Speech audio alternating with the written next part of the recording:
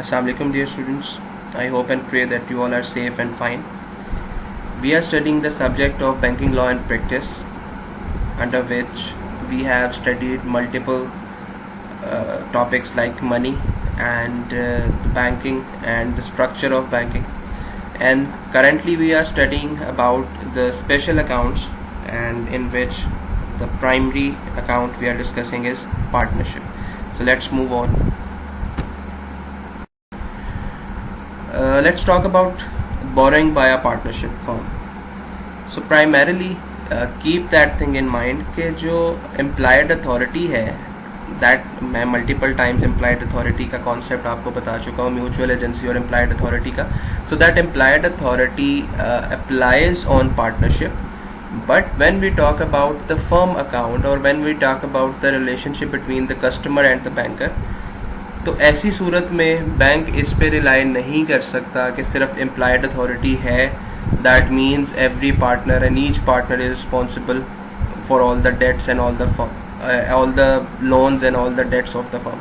सो इसलिए बैंक कुछ एडिशनल चीज़ें और कुछ एडिशनल डॉक्यूमेंट्स रिटेन करता है, so that in case of bankruptcy और in case of need bank वो डॉक्यूमेंट प्रेजेंट करके अपनी पोजीशन को स्ट्रॉन्ग कर सके.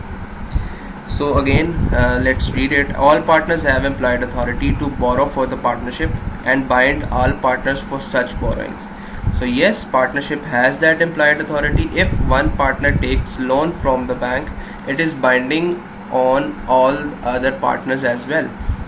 So that is for sure कि अगर किसी एक इंडिविजुअल ने, एक पार्टनर ने लोन लिया है, तो बाकी तमाम पार्टनर्स उस फर्म के उस लोन को रीपे करने की लाइबिलिटी ऑन करेंगे या उनके ऊपर भी वो रिस्पॉन्सिबिलिटी आएगी.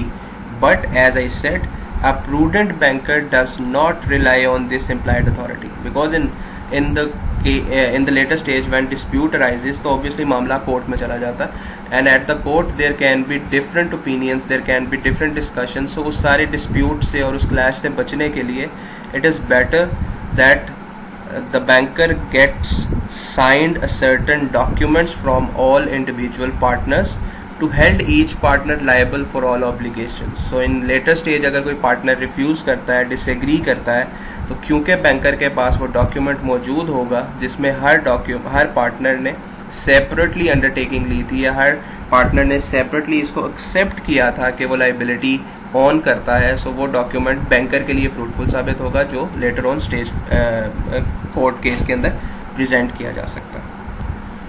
So for the safer side, bank will retain that document. It will also sign the joint and several liability form, जैसे मैंने आपको लास्ट लेक्चर में बताया था. और उसके अलावा एक केस है, डॉक्टर हार्ट ने अपनी बुक में लिखा है इन इज लॉ ऑफ बैंकिंग में. मैं एज इट इज़ रीड कर रहा हूँ, फिर उसको समझाता हूँ. The mere fact that the firm has had the benefit borrowed by a partner will not render the firm liable to pay it. So that means अगर किसी पार्टनर ने अपनी ज़ाती कैपेसिटी में लोन लिया है, एक सिनेरियो ये है कि वो पार्टनर है और फर्म के लिए लोन ले रहा है, इस सूरत में इम्प्लाइड अथॉरिटी अप्लाई होगी और हर पार्टनर लायबल होगा. बहरहाल प्रूडेंसी यही है कि उसके बावजूद, इम्प्लाइड अथॉरिटी के बावजूद, एक additional document joint and several liability का भी साइन करवा लिया जाए ताकि डिस्प्यूट के केस में उसको प्रेजेंट किया जाए. But now we are discussing about another case कि अगर एक पार्टनर फर्म का पार्टनर है लेकिन वो बैंक से जो लोन ले रहा है वो फर्म के लिए नहीं है बल्कि वो अपनी पर्सनल प्राइवेट कैपेसिटी में कोई लोन लेता है, तो ऐसी सूरत में उस इंडिविजुअल से किया गया कॉन्ट्रैक्ट फर्म पे अप्लाई नहीं होगा despite he is a partner. अगर इंडिविजुअल कैपेसिटी में फॉर एग्जांपल कोई ऑटो फाइनेंस लिया है या कोई क्रेडिट कार्ड लिया है या इसके अलावा कोई क्रेडिट या लाइबिलिटी ली है, तो ऐसे सिनेरियो में वो लाइबिलिटी उसकी पर्सनल लाइबिलिटी है, वो फर्म की लाइबिलिटी नहीं बनेगी. Clear? Then we have a situation of admission of a new partner. So as the first document that we require or a person should look into, that is the partnership deed. अगर तो partnership deed एक नए partner को enter करना allow करती है, if there is a margin there is a cushion, rules regulations में ये लिखा गया था कि एक नए पार्टनर को एडमिट किया जा सकता है और उसका प्रोसीजर लिखा गया था, तो ऐसी सूरत में तो नया पार्टनर ऐड हो सकता है. बट अगर उन्होंने पार्टनरशिप डीड में ये लिखा था that a new partner is not allowed, so in that case तो वो पार्टनरशिप डीड को ही वायलेट करेंगे. सो ऐसी सिचुएशन में नया पार्टनर ऐड नहीं हो सकता. सो वी एज्यूम के पार्टनरशिप डीड अलाउ करती है, उसमें क्वेश्चन मौजूद है, एक नया पार्टनर ऐड हो जाता है. And now that if a new partner has been added और एडमिटेड, तो जो पुराने लोन हैं जो उस फर्म के एग्जिस्टिंग लोन चल रहे हैं उसका नया आने वाला पार्टनर लायबल नहीं होगा.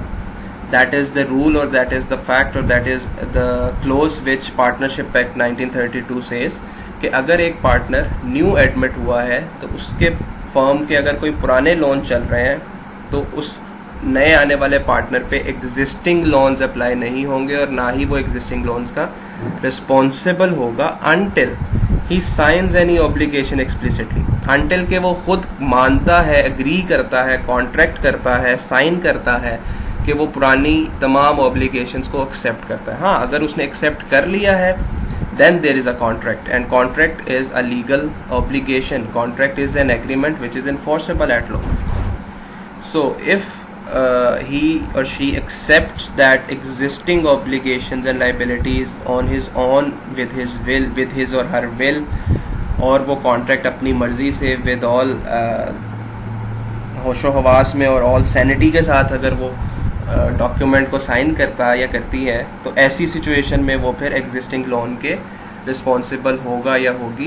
बट एज पर लॉ अगर वो डॉक्यूमेंट एडिशनल साइन नहीं किया जाता तो नया आने वाला पार्टनर उस फर्म के एग्जिस्टिंग लोन्स का रिस्पॉन्सिबल नहीं होता. सो जब कोई नया पार्टनर एडमिट होता है, नया पार्टनर आता है, तो ऐसी सिचुएशन में अकाउंट के ऑपरेशंस को स्टॉप नहीं करना चाहिए, ना किया जाता है, बल्कि जस्ट न्यू पार्टनर से जो डॉक्यूमेंटेशन है, जो मैंडेट है, वो तमाम पार्टनर से साइन करवा लिया जाता है. सो जो मैं कह रहा हूँ, the operation on the account should not be stopped at the time of new admission, but a fresh mandate और partnership letter duly signed by all partners. So obviously जब एक नया पार्टनर आ रहा है और उस पार्टनर को एक्सेप्ट किया जा रहा है, इस मैंडेटरी के तमाम पार्टनर्स उसको एक्सेप्ट करें. अगर तमाम पार्टनर्स एग्रीड नहीं हैं देन वो पार्टनर एग्री या एडमिट नहीं होगा.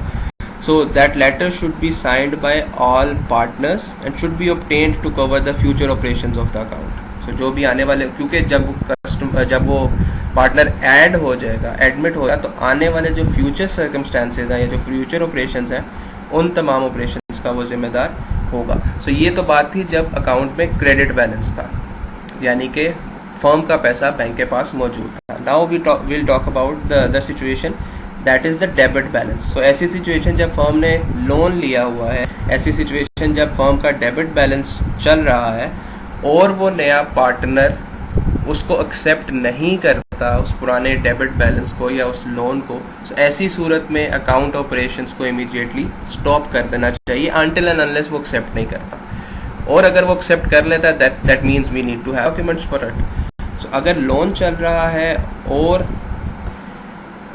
न्यू पार्टनर उसको एडमिट कर लेता है, दैट्स फाइन. अगर नहीं करता तो अकाउंट ऑपरेशंस को स्टॉप कर दिया जाएगा इन case of debit balance.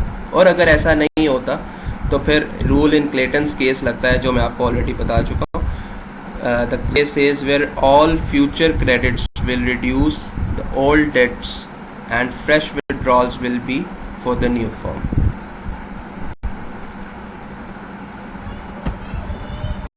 So let's read it. However, in case of debit balance in the firm's account, if new partner doesn't accept that debit balance, account operation should be stopped. As I have told you कि अगर loan मौजूद है, debit balance मौजूद है, तो नया partner accept नहीं करता, उस ऑपरेशंस को रोक देना चाहिए. New partner will have to sign his agreement to the retention of existing tangible securities covering the borrowing of the new firm. So यहाँ पे लोन के अगेंस्ट जो सिक्योरिटीज़ हैं, जो एसेट्स दिए गए बैंक को, उन एसेट्स के बारे में बात की जा रही है कि नया पार्टनर उन तमाम पुरानी जो सिक्योरिटीज़ बैंक को सिक्योरिटी के तौर पे, वो तमाम एसेट्स जो सिक्योरिटी के तौर पे दिए गए थे, ऑन करेगा कि वो भी इसको एक्सेप्ट करता है. और अगर एक्सेप्ट नहीं करता then I have already told you the account operation should be stopped.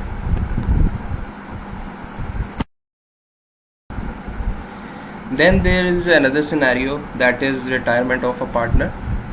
So let's discuss a concept, that is dissolution of partnership and dissolution of firm. These are two different concepts. Dissolution of partnership का मतलब ये है कि एक partner, let's say एक firm के 5 partners थे और उसमें से एक पार्टनर छोड़ गया है, but the firm is carrying on it's business. वो जो ऑपरेशंस थे वो रुके नहीं, या जो फर्म बिजनेस कर रही थी वो बिजनेस बंद नहीं हुआ, सिर्फ पार्टनरशिप खत्म हुई है. सो इसको हम कहते हैं डिसोल्यूशन ऑफ पार्टनरशिप. अगर पार्टनरशिप डीड अलाउ करती है कि कोई भी पार्टनर अगर चाहे तो लीव कर सकता है, रिटायर हो सकता है, छोड़ के जा सकता है, विड्रॉ कर सकता है. सो ऐसे सिनेरियो में and the business will move on. So ऐसे सिनेरियो को हम कहेंगे डिसोल्यूशन ऑफ पार्टनरशिप, के पार्टनरशिप खत्म हो गई है, डिसोल्व हो गई है. And the next thing is dissolution of firm. That means के डिसोल्यूशन ऑफ पार्टनरशिप तो हुई है, उसके साथ साथ फर्म का बिजनेस भी खत्म हो गया. दैट मीन्स वो फर्म ही खत्म हो गई है, ना सिर्फ पार्टनरशिप खत्म हुई है बल्कि जो बिजनेस पूरी फर्म कर रही थी, that mean all the partners have left that firm. पहला सिनेरियो था कि अगर 5 पार्टनर्स हैं और उसमें से एक पार्टनर छोड़ जाता है तो बाकी 4 पार्टनर्स बिजनेस को कैरी ऑन कर रहे हैं.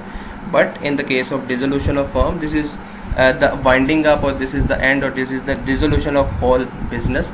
कि अब अगर किसी पार्टनर ने छोड़ दिया है तो तमाम पार्टनर्स उस बिजनेस को कैरी ऑन नहीं कर रहे बल्कि वो बिजनेस ही बंद हो गया.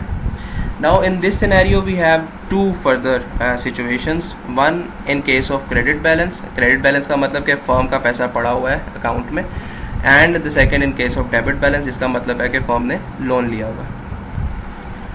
सो if partnership deed allows that some one or two partner may retire.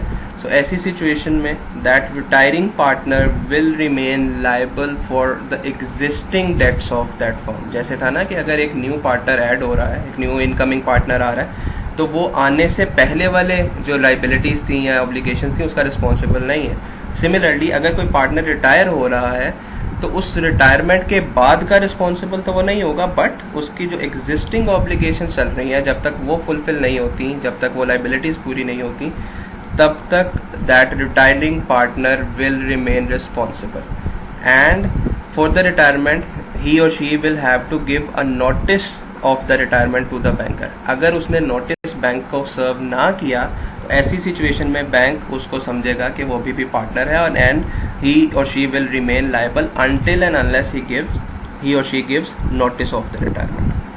Then जब बैंक वो नोटिस रिसीव कर लेता है रिटायरमेंट का, वहाँ पे अब 2 सिचुएशंस हैं. The first case of credit balance.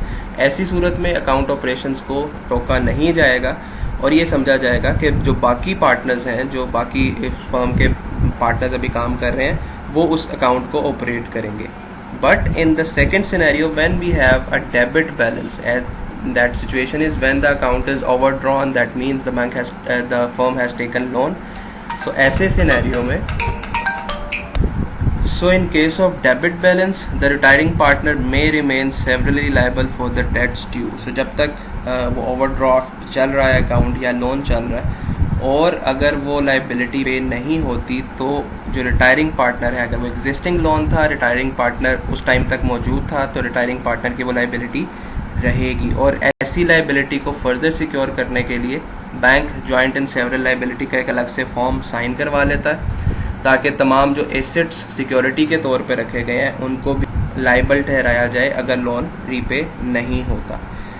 And when the operations on the account is stopped, the retiring partner will remain severally liable for the debts due, and the banker can retain and realise his personal security if any to meet the debt. So that simply means अगर वो loan repay नहीं हुआ, अभी भी overdraw कर रहा है, तो ऐसी सिचुएशन में बैंक ये इख्तियार रखता है कि उस रिटायरिंग पार्टनर को लाइबल ठहराए, और अगर उसकी कोई पर्सनल प्रॉपर्टी या उसका कोई एसेट या फर्म का एसेट भी सिक्योरिटी में दिया गया था तो उस सिक्योरिटी को रियलाइज़ करवाया जा सकता है, बेचा जा सकता है, और बैंक उससे रिकवर किया जा सकता है.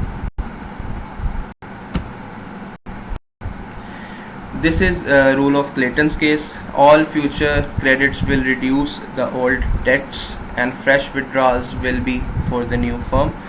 That means अगर ये केस बैलेंस के केस की बात हो रही है, या ऐसी सिचुएशन जिसमें फर्म ने या किसी भी इंडिविजुअल ने लोन लिया हुआ और अकाउंट डेबिट बैलेंस में है। तो अगर ऐसी सिचुएशन है तो जितने भी क्रेडिट्स करवाए जाएंगे या जितने भी पैसे जमा करवाए जाएंगे, जब एक इंडिविजुअल बैंक में पैसा जमा करवाता है तो ऐसी सिचुएशन में बैंक कस्टमर का अकाउंट क्रेडिट करता है, बिकॉज बैंक की वो रिस्पॉन्सिबिलिटी है, बैंक ने इन फ्यूचर वो वापस देना है। सो जब भी पैसा बैंक में जमा करवाया जाएगा तो बैंक उसको लाइबिलिटी लेगा क्रेडिट बैलेंस की सूरत में। और अगर बैंक ने लोन दिया हुआ है तो रिमेंबर बैंक ने कस्टमर को डेबिट किया होगा, क्योंकि कस्टमर बैंक का एसेट है, कस्टमर ने बैंक को पैसे वापस देने हैं। सो ऐसी सूरत में भी अगर पैसे जमा करवाए जाएंगे तो कस्टमर को क्रेडिट किया जाएगा, बिकॉज एसेट डिक्रीज हो गया, एसेट से पैसे वापस आ गए जो फ्यूचर में आने थे। जब वापस आ जाएंगे यानी कि एसेट डिक्रीज हो गया, सो कस्टमर के अकाउंट को क्रेडिट किया जाएगा। अब इसको दोबारा पढ़ते हैं।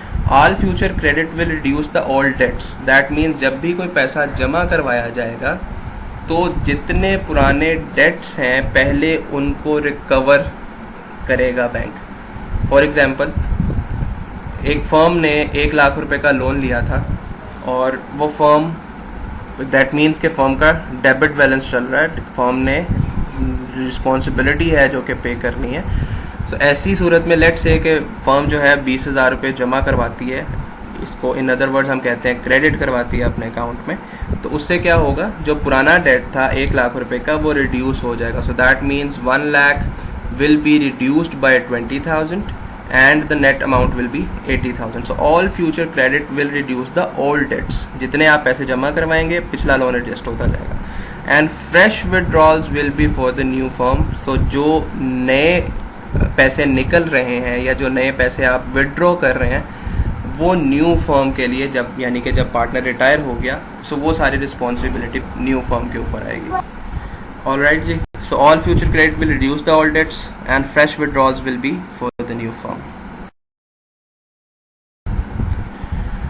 So ये आपने अकाउंटिंग में भी पढ़ा होगा, एक simple notion first in first out concept या first in first out method. So similarly यही केस जो है वो क्लेटन्स केस में भी है कि जो पुराने डेट्स हैं जब आप पे करेंगे तो वो उनको एडजस्ट किया जाएगा और जो विड्रॉल्स होंगे वो एक नए फर्म के तौर पे लिए जाएंगे।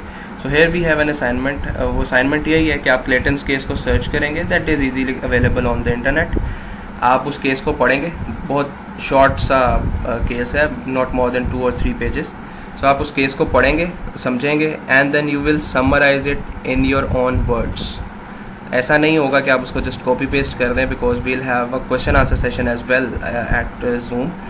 तो आप इसको समझेंगे और उसके बाद अपनी लैंग्वेज में एक वर्ड की फाइल में उसको बना के समराइज़ करके वो मुझे फॉरवर्ड करेंगे, and then we'll have a question answer session. और आपके जो मार्क्स होंगे इस असाइनमेंट के वो 30% जस्ट रिटन होंगे, समराइज़ करने के होंगे जो आपने मुझे फाइल भेजी होगी, और 70% उस पर क्वेश्चन आंसर सेशन होगा। So if you will justify your assignment and you will justify कि वो असाइनमेंट आपने ही बनाई है, मैं आपसे क्वेश्चन पूछूंगा या आप उसको समराइज़ करके मुझे समझाएंगे, and if I will calculated that assignment plus I will calculate your answers. So अगर वो आंसर्स और वो असाइनमेंट आपस में मैच करती हुई, दैट मीन्स ये जस्टिफाई हो गया कि वो आपने ही असाइनमेंट बनाई है और आपने समझ के बनाई है, ना कि सिर्फ उसको कॉपी पेस्ट कर दिया। सो ऐसी सूरत में आपको फुल मार्क्स मिलेंगे आउट ऑफ, दैट मीन्स 100%। और अगर आपने सिर्फ उसको कॉपी पेस्ट कर दिया है, असाइनमेंट पूरी कर दी है, that means you will get only 30% marks. And in case you are absent, और you will be given chance, though you will be given a chance if you खुदा ना खास्ता have an emergency or couldn't attend the class. So ऐसी सिचुएशन में we'll divide the class into two sessions, so that कि अगर कोई miss हो गया तो नेक्स्ट सेशन में उसका वो जवाब और उसके quiz type, it's a mixture of like assignment plus quiz, verbal quiz. So I hope कि आप इसको प्रॉपर इंटेंशन से पढ़ेंगे और कॉपी पेस्ट नहीं करेंगे।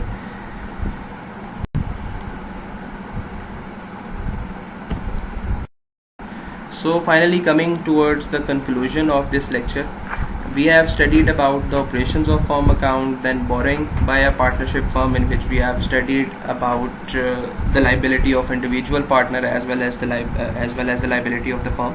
Then retirement of a partner, जिसके अंदर हमने डिसोल्यूशन ऑफ पार्टनरशिप भी और डिसोल्यूशन ऑफ फर्म की भी बात की और उसके कॉन्सिक्वेंसेस देखे. And then we had an assignment जो आप मुझे जमा करवाएंगे. So I hope that you'll be having a better learning now, because the concepts are going better and clearer. So at the end, I would request and hope and pray that you all are safe, and please stay home. Jazakallah.